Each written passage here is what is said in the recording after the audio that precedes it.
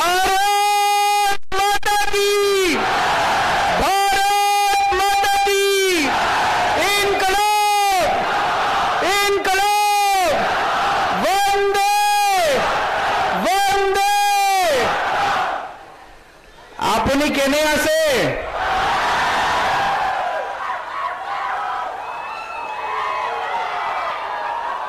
आप लोगों में जितनी एनर्जी है, जितना उत्साह है, जितनी जोर से आप बोल रहे हैं, ऐसा लग रहा है कि आज ही आप हेमंत बाबू की सरकार उखाड़ के फेंक देंगे। अभी सब्र रखिए, अभी थोड़ा टाइम है सरकार उखाड़ने में, अभी सब्र रखिए। दोस्तों,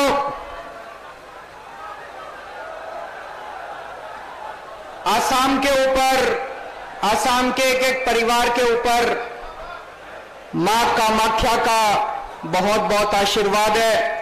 सबसे पहले मैं मां कामाख्या के चरणों में वंदना करता हूं।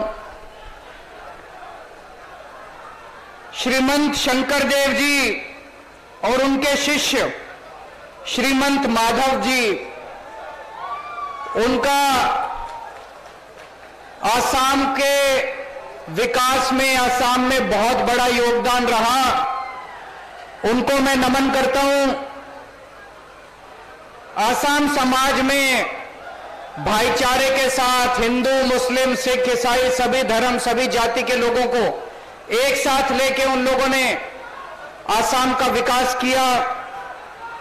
ज्योति प्रसाद अग्रवाल जी, विष्णु प्रसाद राभा जी, डॉक्टर भूपेंद्र हजारिका, इन सब लोगों ने पंजाब के आसाम की संस्कृति, साहित्य, संगीत में अपना बहुत योगदान दिया। इन सब लोगों को मैं अपनी बात रखने के पहले नमन करता हूं। आसाम को भगवान ने सब कुछ दिया है।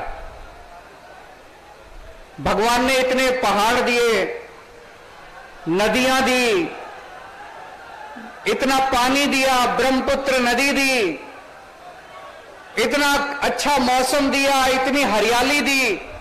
जब भगवान ने आसाम को बनाया तो भगवान ने कोई कसर नहीं छोड़ी। इतना सब कुछ दिया भगवान ने, कोयला दिया, मिनरल्स दिए, लेकिन इन सारे नेताओं ने और इन सारी पार्टियों ने मिलकर सब बर्बाद कर दिया। आज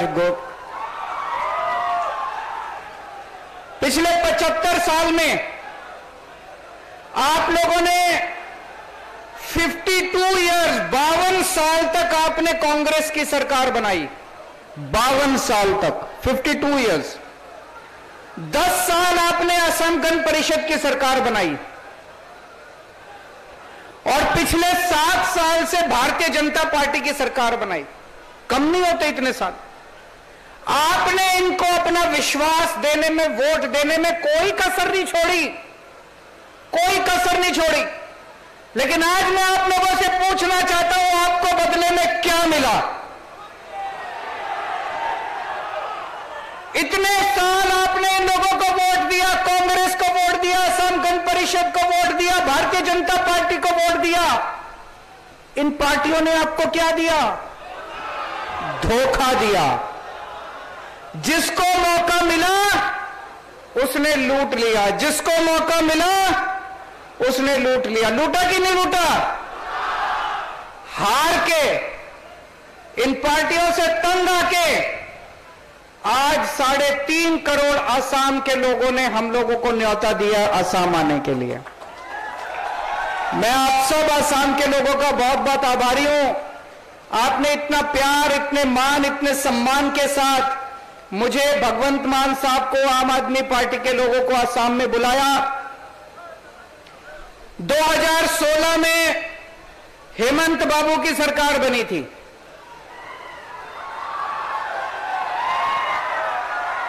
2015 में दिल्ली में मेरी सरकार बनी थी, दोनों साथ साथ बनी थी।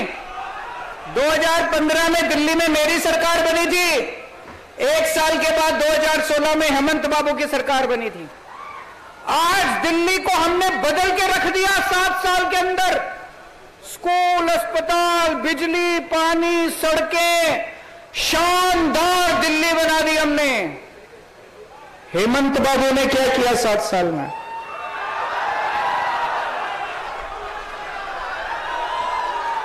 हेमंत बाबू ने कुछ नहीं किया, केवल गंदी राजनीति करी, गंदी पॉलिटिक्स की उन्होंने। अभी आज मेरे को आसाम आना था, 2 दिन से धमकी दे रहे हैं हेमंत बाबू टीवी चैनल के ऊपर। 2 दिन से धमकी दे रहे हैं, केजरीवाल आएगा मैं जेल में डाल दूंगा। ये क्या है यार? केजरीवाल आएगा मैं जेल में डाल दूंगा, मैं पुलिस से पकड़वाऊंगा केजरीवाल को। अरे मैं कोई आतंकवादी हूं? क्यों पकड़वाओगे मुझे? मैं हेमंत बाबू को बोलना चाहता हूं, आप आसाम के मुख्यमंत्री तो बन गए, आसाम की संस्कृति नहीं आई आपको।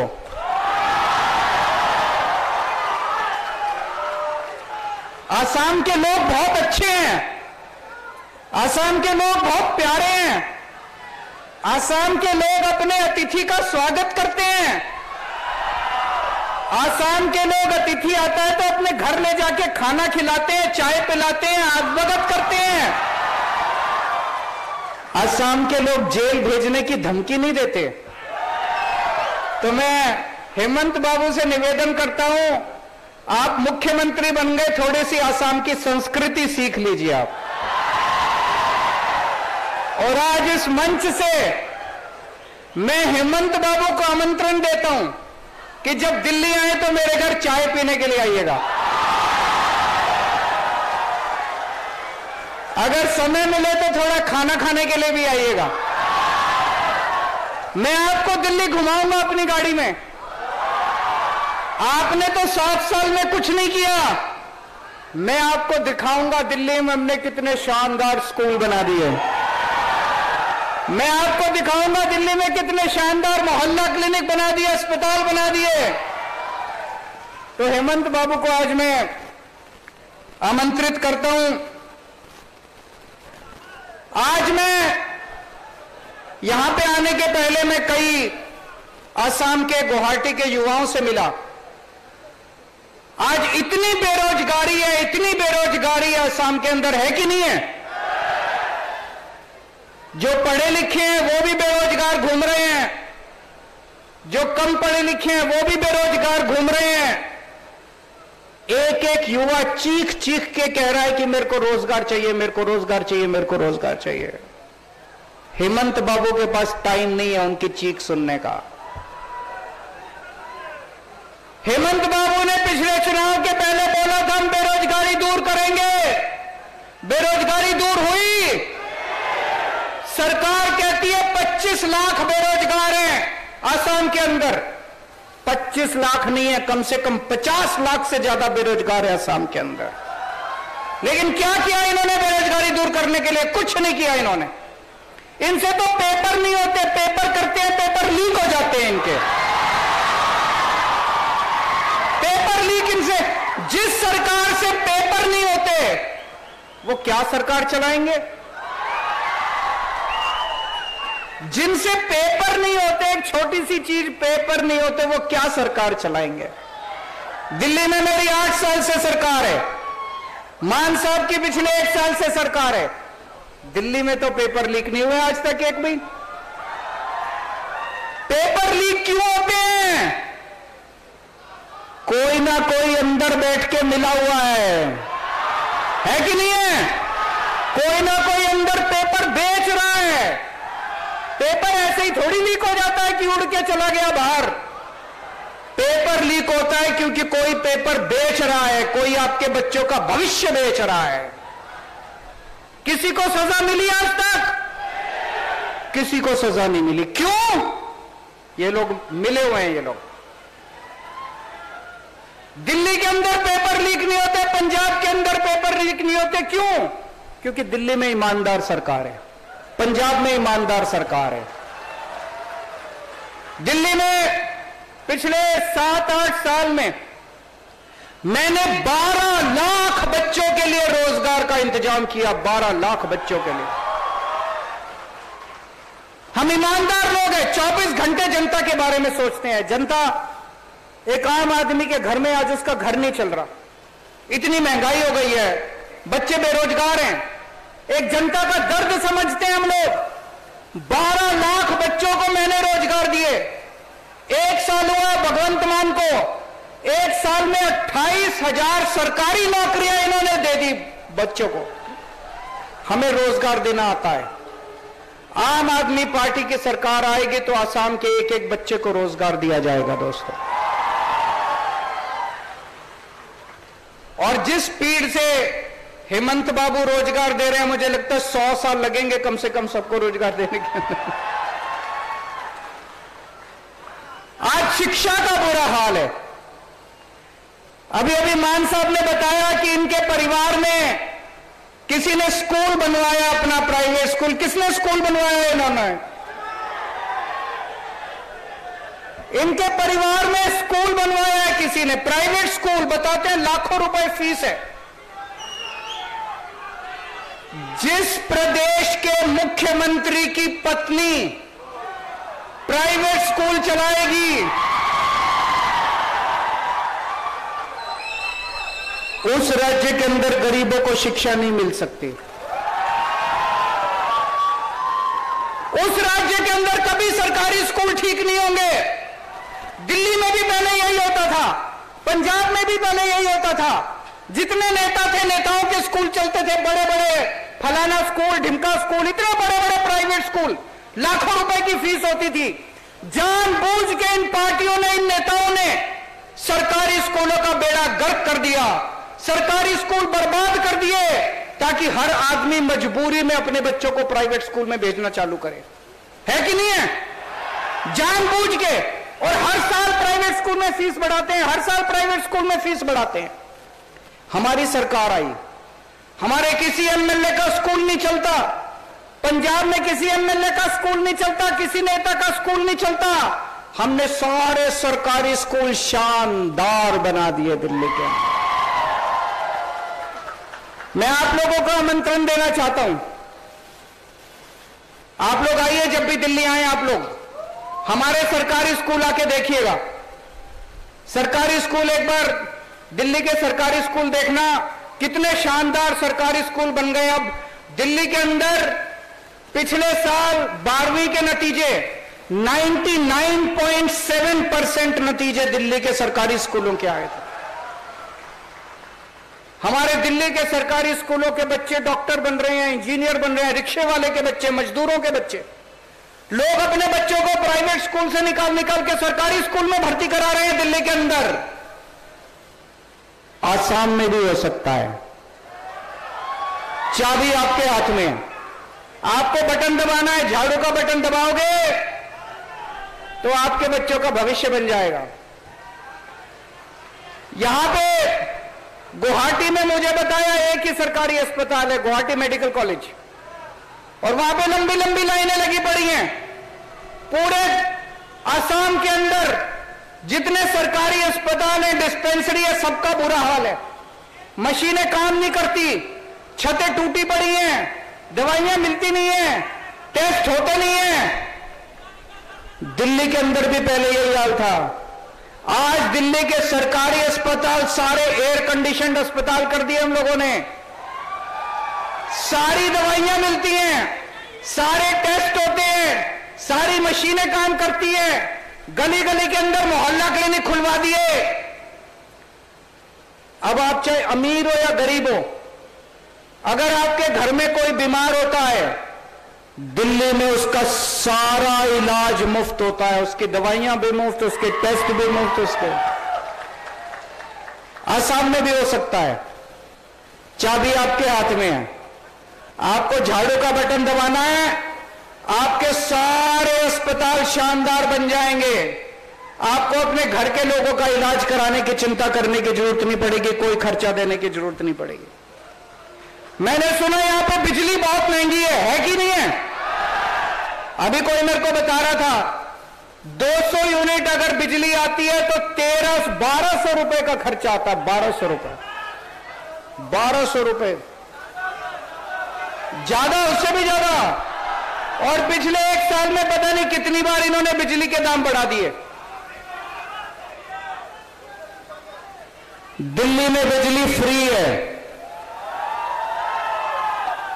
पंजाब में बिजली फ्री है, आसाम में फ्री बिजली चाहिए कि नहीं चाहिए? केवल आम आदमी पार्टी कर सकती है और कोई नहीं कर सकता। और 24 घंटे बिजली आती है दिल्ली में। यहां तो पावर कट भी बहुत लगते हैं, मुझे पता चला। बिजली जाती बहुत है, जाती है कि नहीं जाती? गांव गांव के अंदर बिजली नहीं आती। यहां पे 24 घंटे बिजली, फ्री बिजली, ये चमत्कार है। ये ऊपर वाले ने केवल केजरीवाल को ये वरदान दिया है। केवल केजरीवाल को करना आता है और किसी को नहीं करना आता। आसाम में भी बिजली फ्री हो सकती है, आसाम में भी बिजली 24 घंटे हो सकती है। चाबी आपके हाथ में, इस बार झाड़ू का बटन दबा देना अगली बार। मुझे पता चला कि आज से 7, 8, 9 साल पहले प्रधानमंत्री मोदी जी इसी मैदान में आए थे और बोले थे ब्रह्मपुत्र यहां से निकल रही है, आपके घर घर में पानी पहुंचा दूंगा। पानी पहुंचा? पानी पहुंचा? आज केजरीवाल आया है, आज मैं कह के जा रहा हूं हमारी सरकार बना देना, 1 साल के अंदर घर घर के अंदर पानी पहुंचा दूंगा। उनके वादे झूठे हैं, हमारे वादे सच्चे हैं। हम जो कहते हैं वो करते हैं। उनको आपने देख लिया, 10 साल पहले वो कह के गए थे घर घर में पानी देंगे, उन्होंने पानी नहीं दिया। आज मैं कह के जा रहा हूं हमारी सरकार बना दो, 1 साल के अंदर पानी दे देंगे आपको। आज यहां माफिया की सरकार चल रही है, कोयला माफिया, कोयला सिंडिकेट, रेत सिंडिकेट, सुपारी, इतना हर मामले में इनके सिंडिकेट चल रहे हैं। ये वोट आपसे लेते हैं और काम केवल अपने रिश्तेदारों और अपने दोस्तों के लिए करते हैं। आम आदमी पार्टी केवल जनता के लिए काम करती है। जब मैं दिल्ली में मेरी सरकार बनी, वहां पे शिक्षा माफिया था, टैंकर, पानी के टैंकर का माफिया था, वहां पे इतने सारे माफिया थे, सारे माफिया खत्म कर दिए। पंजाब के अंदर एक एक करके सारे माफिया खत्म कर दिए। असम के अंदर हमारी सरकार बनेगी, ईमानदारी से सरकार चलाएंगे, एक एक पैसा जनता के ऊपर खर्च किया जाएगा।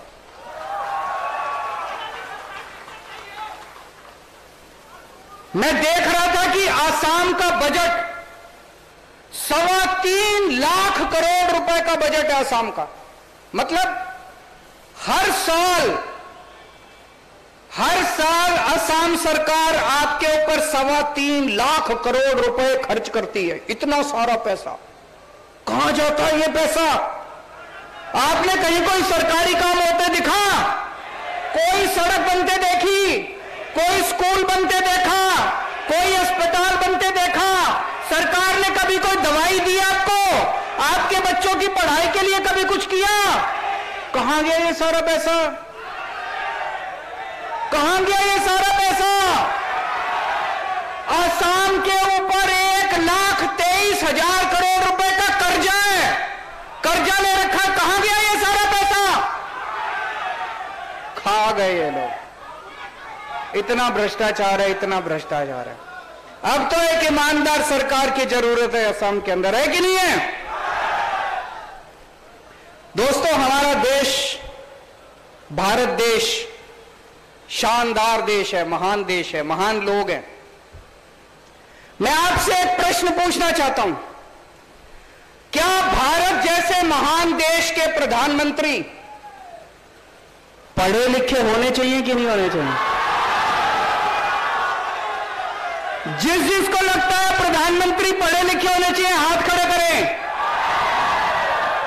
ये कैमरे वाले जरा दिखा दीजिए कि जिसको लगता है कि अनपढ़ प्रधानमंत्री ठीक है, कोई बात नहीं, वो हाथ खड़े करो। भारत जैसे देश के प्रधानमंत्री पढ़े लिखे होने चाहिए। आज 21वीं सदी का भारत है, 21वीं सदी का युवा एस्पिरेशनल युवा है।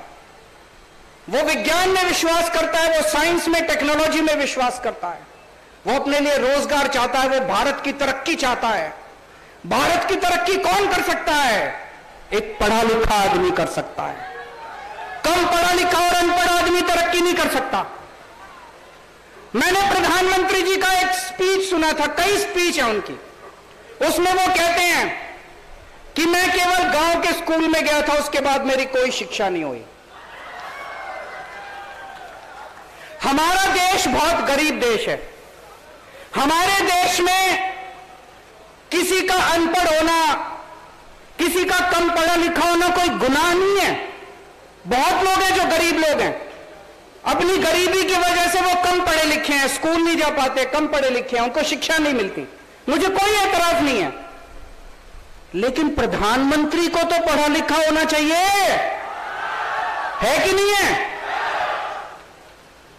अब प्रधानमंत्री जी नोटबंदी, अगर प्रधानमंत्री पढ़े लिखे नहीं होंगे तो कितना खतरनाक बात है। प्रधानमंत्री जी ने नोटबंदी की, नोटबंदी में सारे देश में अफरा तफरी मच गई, कितने लोगों की नौकरी चली गई, कितने लोगों के धंधे बंद हो गए, कितने लोगों की मौत हो गई। 10 साल पीछे चला गया देश, देश की अर्थव्यवस्था 10 साल पीछे चली गई। किसी ने आके प्रधानमंत्री जी को बेवकूफ बना दिया, बोले नोटबंदी कर दो, भ्रष्टाचार खत्म हो जाएगा।